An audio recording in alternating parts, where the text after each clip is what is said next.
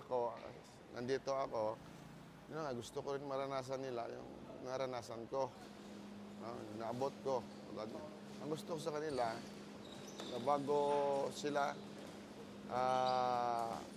lumaban, gusto ko na magaling na sila. At saka yun ang target ko, na gusto ko makapunta sila sa national team. Pag andun ka na sa national team, malaki ng tsansya mo eh. Makapaglaro ka na sa ibang bansa. Pati yung tinatawag na Olympics. Kasi Olympics yun ang pinaka-highest tournament na sa boxing eh.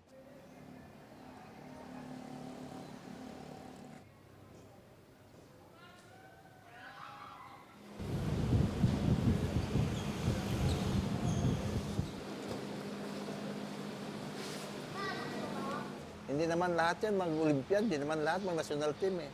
Yung importante dahil ang ugali mo, ma-develop mo paglaki mo. Yun naman purpose ng sports eh.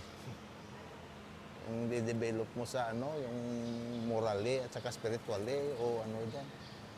Yan importante eh. Pera, sekundary lang yan. No?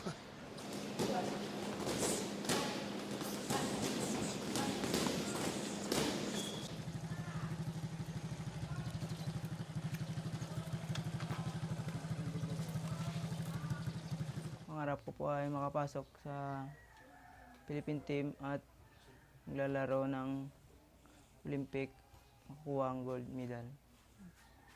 Tulungan ang aking pamilya.